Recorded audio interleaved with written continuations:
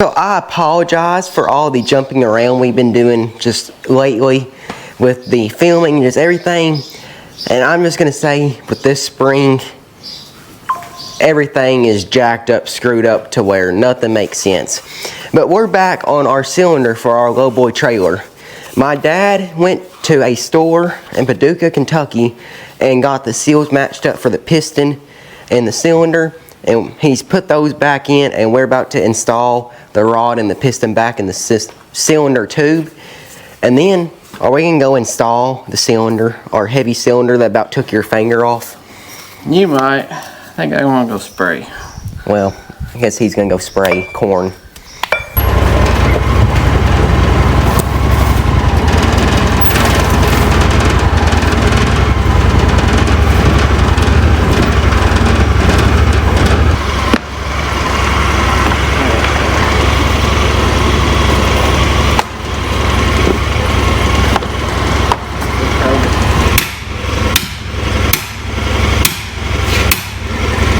So now we are going to experience the fun joy of it's time to put this inside of here, and let's just say it's going to be a tight fit as it is, and when it came out it didn't have any seals on it, and now it does, which means it makes it just a tad bit wider, and you don't want to pinch your seals as it goes in.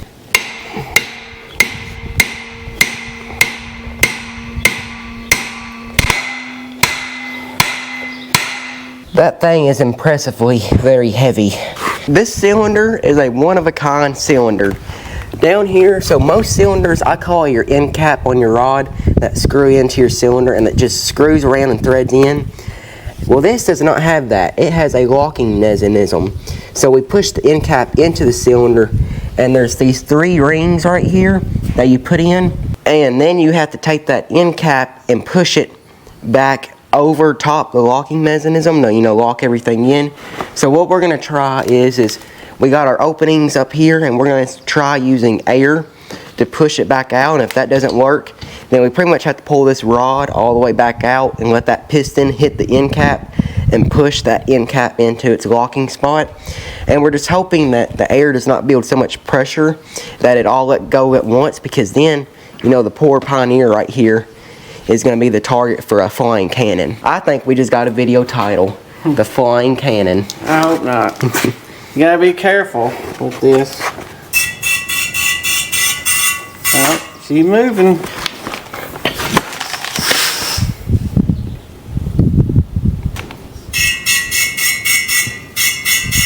Did we hit it? You're just moving the rod. It's pushing that piston. All right, now it's time to apply pressure.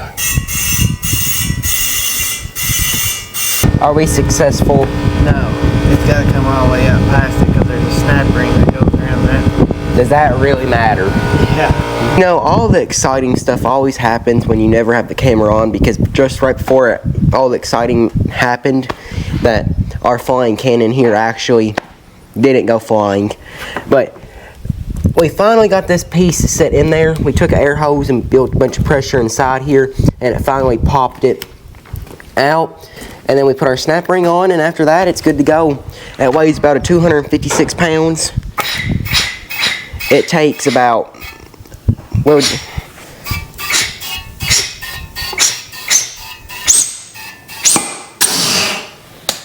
at that magic. Doesn't leak air. Does that mean it's not going to leak hydraulic fluid?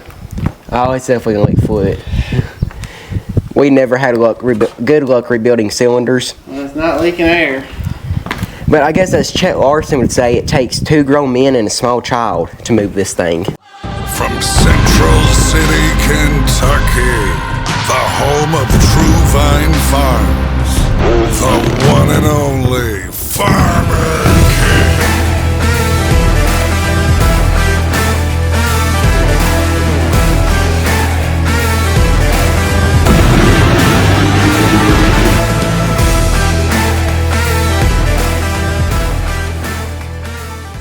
Are you ready to go spray some corn? I guess.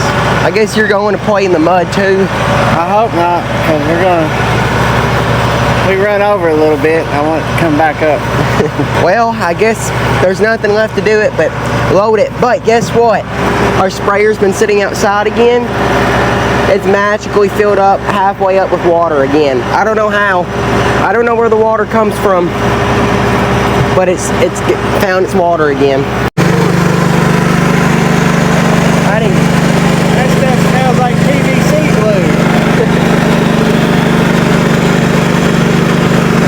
We show them our new toy. Like we showed them last time. Best thing I've done to it in a while. The best investment we'll ever have.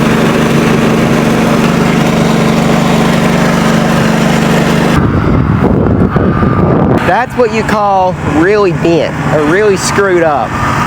And look, that's as high as the boom goes. And we're dragging the ground over here. Oh, what a nightmare. We really should have fixed this. So yesterday evening, as my dad sprayed, I've got the cylinder installed on the lowboy and moved the excavator back down to our chicken houses. I don't know if I remember telling you guys or not. I can't remember a lot of things I do, and I don't remember this. But I had to take it up to the Amish community and dig a basement with it.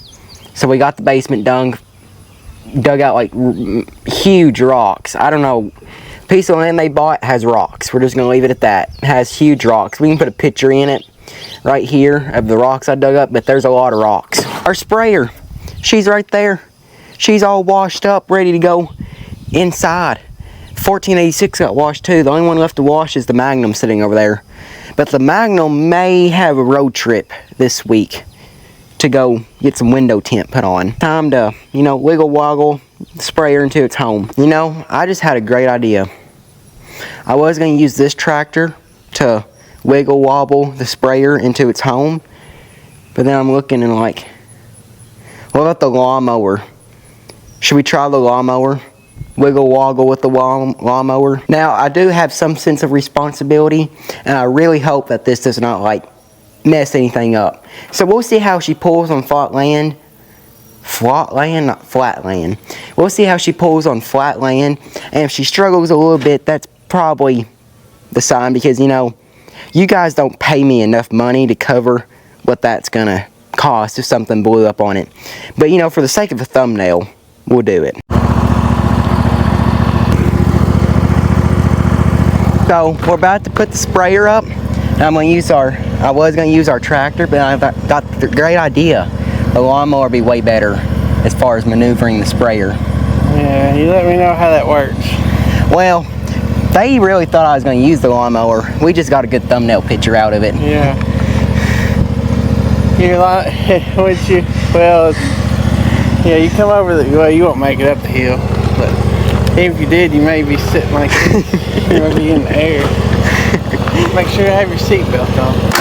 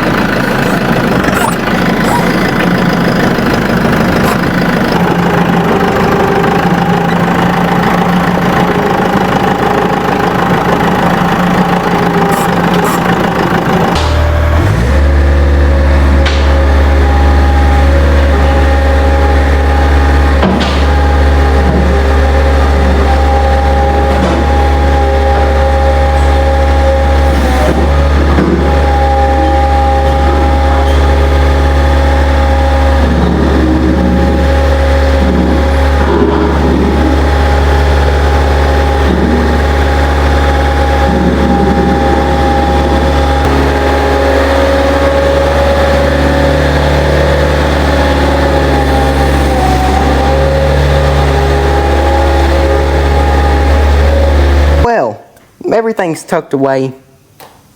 Call it good. So we are now moving on to our next project. So we're working on our dozer here, and I've told you guys before that if you get on a hillside, it acts like it loses suction in the fuel tank and it gets to sputtering and eventually it dies. So what we're going to do is we finally come to a point of annoyance to where we're going to fix it. So we bought ourselves a little 12-volt little fuel pump. So we're going to mount it down here in this area with zip ties, because that's the only thing that you can use really in this situation. But we're gonna mount it and get it plumbed into the line and run it to a battery, and then we are gonna see if it works better. So hopefully this will help keep full prime to the fuel and the injectors, so that way it will not lose suction and it won't get the sputtering. And if this doesn't fix the issue, the next thing to really fix would be the injectors. And for the ones of you who do not know, your injectors are in there. Very hard to access from the outside. So we just got done installing the fuel pump. I'll show you guys in a minute. I can't see what I'm doing, so there's no way you can see anything at all, but we'll try our best. But we changed our mind. We were just gonna run our power straight to our battery switch and flip our battery switch on and off as, you know, we run the dozer. But our battery switch is underneath our seat, and our seat's really heavy, and it's just a big inconvenience. So what we're going to do instead, we're going to get a toggle switch, and I'm going to finish this up in the morning, and I'm going to run power from the battery to that switch to the pump. So that way we have that switch. It's just like a light. You flip the switch, power comes on.